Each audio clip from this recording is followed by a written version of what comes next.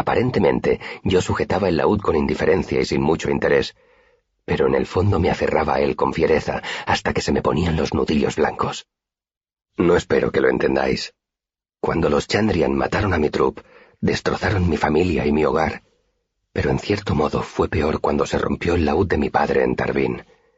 Eso había sido como perder una extremidad, un ojo, un órgano vital. Sin mi música, había deambulado durante años por Tarbin, vivo solo a medias, como un veterano lisiado o un muerto viviente. «Mire», le dije con franqueza, «tengo 2 con 2. Saqué mi bolsa.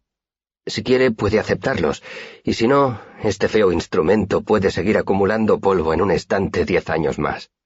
Lo miré a los ojos, cuidando de que no se reflejara en mi cara lo mucho que necesitaba aquel laúd. Habría hecho cualquier cosa para conseguirlo. Habría bailado desnudo en la nieve. Me habría agarrado a una pierna del prestamista, temblando y frenético, prometiéndole que haría cualquier cosa que me pidiera.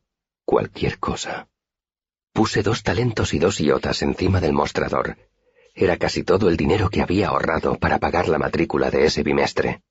Las monedas hicieron un fuerte ruido cuando las apreté sobre el mostrador, una a una. El prestamista me miró largo rato, evaluándome. Puse una iota más y esperé. Y esperé. Cuando por fin estiró un brazo para coger el dinero, su demacrada expresión era la que yo estaba acostumbrado a ver en las caras de los prestamistas. Debbie abrió la puerta y sonrió. «Vaya, la verdad es que no creía que volviera a verte. Pasa». Echó el cerrojo de la puerta y fue hasta su escritorio. «Pero no puedo decir que me decepcione que hayas venido».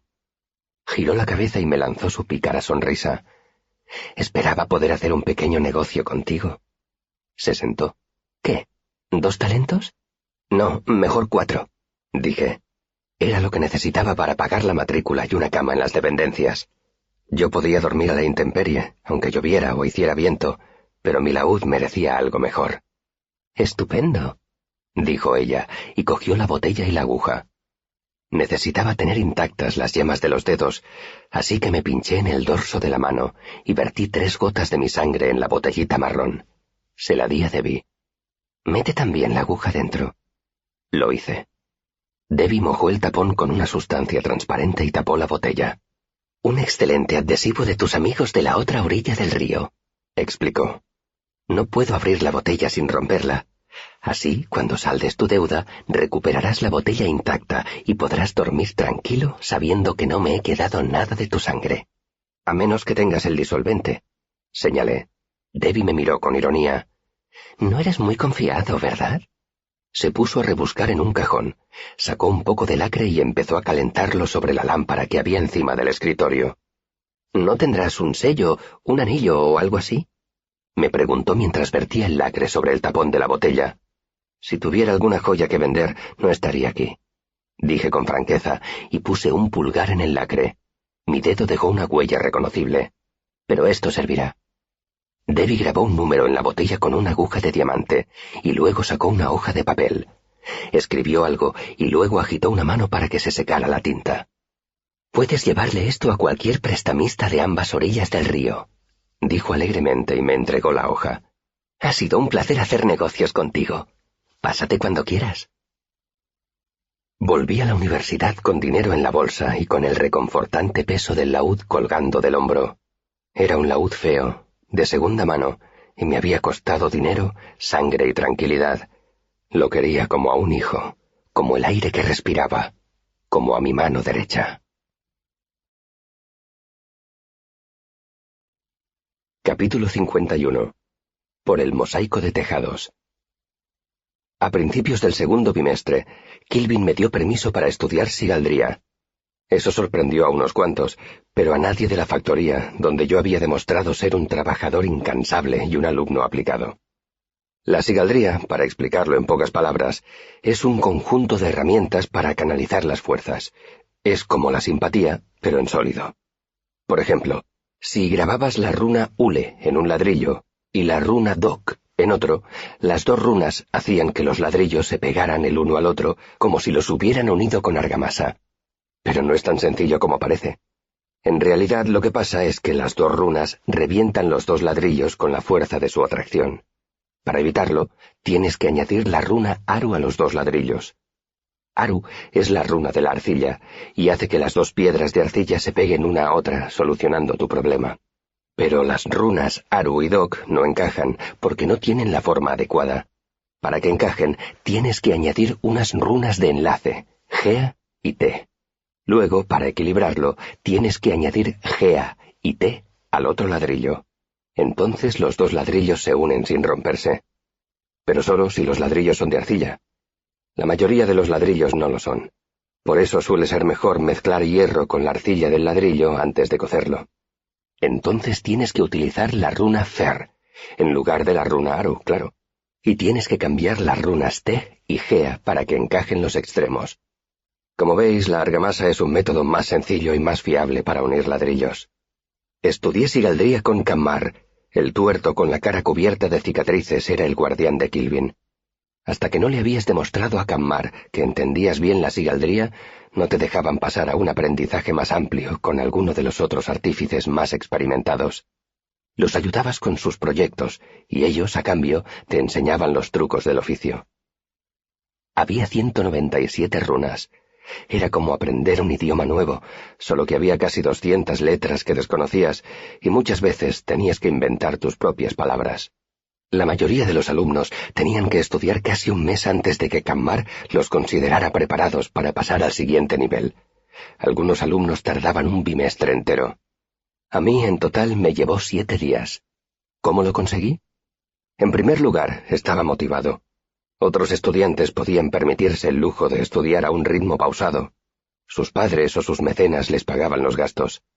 Yo, en cambio, necesitaba ascender deprisa en la factoría para poder ganar dinero trabajando en mis propios proyectos. Mi prioridad ya no era la matrícula, sino mi deuda con Debbie. En segundo lugar, yo era inteligente, y la mía no era una inteligencia corriente y moliente. Era extraordinariamente inteligente. Por último, tenía suerte. Así de sencillo. Subí al mosaico de tejados de la principalía con mi laúd colgado del hombro. Era un crepúsculo oscuro y nublado, pero yo ya sabía el camino. Pisaba con cuidado por las zonas con revestimiento de chapa embreada, porque sabía que tanto las tejas rojas como las grises de pizarra eran traicioneras. En algún momento, durante la reforma de la principalía, uno de los patios había quedado completamente aislado. Solo se podía acceder a él trepando por una alta ventana que había en una de las aulas, o bajando por un nudoso manzano si ya estabas en el tejado. Iba allí a practicar con mi laúd. No podía hacerlo en mi cama de las dependencias. En esa orilla del río, la música no solo era considerada algo frívolo, sino que si hubiera tocado mientras mis compañeros de dormitorio intentaban dormir o estudiar, únicamente habría conseguido ganarme más enemigos. Así que iba allí. Era un sitio perfecto, aislado, y estaba prácticamente en mi puerta. Los setos estaban muy crecidos, y el césped era un desmán de malas hierbas y plantas con flores. Pero debajo del manzano había un banco que satisfacía perfectamente mis necesidades. Solía ir por la noche, cuando la principalía estaba cerrada y abandonada. Pero ese día era Ceden, y eso significaba que si cenaba deprisa, tendría casi una hora entre la clase de Elk-Sadal y mi jornada en la factoría. Mucho tiempo para practicar. Sin embargo, esa noche, cuando llegué al patio, vi luces a través de las ventanas. La clase de Brandeur se estaba alargando. Así que me quedé en el tejado. Las ventanas del aula estaban cerradas, de modo que no había peligro de que me oyeran. Apoyé la espalda en una chimenea y empecé a tocar. Pasados unos 10 minutos se apagaron las luces, pero decidí quedarme donde estaba en lugar de perder el tiempo bajando. Estaba tocando las cañas de Tomás, cuando el sol salió de detrás de las nubes. Una luz dorada bañó el tejado, se derramó por el alero e iluminó una pequeña parte del patio que había debajo. Entonces fue cuando oí el ruido. Un repentino susurro, como si hubiera un animal asustado allí abajo. Pero luego oí otra cosa, un ruido que no era el que habrían hecho una ardilla o un conejo en los setos. Era un ruido duro, un golpazo vagamente metálico, como si alguien hubiera dejado caer una pesada barra de hierro. Dejé de tocar. La melodía inacabada seguía sonando en mi cabeza. ¿Habría otro estudiante allí abajo escuchando? Guardé el laúd en su estuche. Me acerqué al borde del tejado y miré hacia el patio. No podía ver a través del denso seto que cubría la mayor parte del extremo oriental del patio. ¿Habría trepado alguien por la ventana? La luz del ocaso iba extinguiéndose rápidamente, y cuando bajé por el manzano, la mayor parte del patio estaba ya a oscuras. Desde allí comprobé que la ventana estaba cerrada. Por ella no había entrado nadie. Aunque oscurecía muy deprisa, la curiosidad venció a la cautela y me metí en el seto. Había tramos en que el seto formaba cavidades. Era como estar dentro de una concha verde de ramas vivas que dejaban suficiente espacio para permanecer cómodamente agachado. Pensé que aquel sería un buen sitio para dormir si no tenía suficiente dinero para pagarme la cama en las dependencias el bimestre siguiente. Pese a la poca luz que había, comprobé que estaba solo. No había sitio para que se escondiera allí nada más grande que un conejo. Tampoco vi nada que pudiera haber producido aquel sonido metálico. Tarareando el pegadizo estribillo de las cañas de Tomás, fui a gatas hasta el otro extremo del seto. Cuando salí por el otro lado, vi la rejilla de un desagüe. Había visto otras parecidas por la universidad, pero esa era más antigua y más grande. De hecho, la abertura era lo bastante ancha para que una vez retirada la reja pasara por ella una persona. Con vacilación, cerré una mano alrededor de uno de los fríos barrotes de hierro y tiré de él. La pesada rejilla pivotó sobre una bisagra y se levantó unos 8 centímetros. Yo no entendía por qué no se levantaba más. Tiré más fuerte, pero no conseguí abrirla del todo. Al final desistí y la dejé en su sitio. Hizo un fuerte ruido, vagamente metálico, como si alguien hubiera dejado caer una pesada barra de hierro. Entonces mis dedos notaron algo que mis ojos habían pasado por alto. Un laberinto de muescas grabadas en la superficie de los barrotes. Las examiné más atentamente y reconocí algunas de las runas que estaba aprendiendo con Kammar. Ule y Dok. Entonces lo vi todo claro. De repente, el estribillo de las cañas de Tomás encajaba con las runas que había estado estudiando con Kammar los últimos días. Ule y Dok son ambas para enlazar. Re para buscar, Kel para encontrar, Gea es llave, T cerrojo, P sin agua, Re sin roca. No pude continuar porque sonó la sexta campanada. El sonido me sacó de mi ensimismamiento y di un respingo. Pero cuando estiré un brazo para sujetarme, mi mano no tocó hojas y tierra. Tocó algo redondo, duro y suave. Una manzana verde. Salí del seto y me dirigí al rincón noroeste donde estaba el manzano. No había ninguna manzana en el suelo. Era demasiado pronto para que cayeran del árbol. Es más, la rejilla de hierro estaba en el lado opuesto del pequeño patio. No podía haber llegado rodando hasta tan lejos. Alguien tenía que haberla llevado hasta allí. Sin saber qué pensar, pero sabiendo que llegaba tarde a mi turno de noche en la factoría, trepé al manzano, recogí mi laúd y corrí hacia el taller de Kilvin. Más tarde, esa noche, hice encajar los nombres de las runas en el resto de la melodía. Tardé varias horas, pero cuando terminé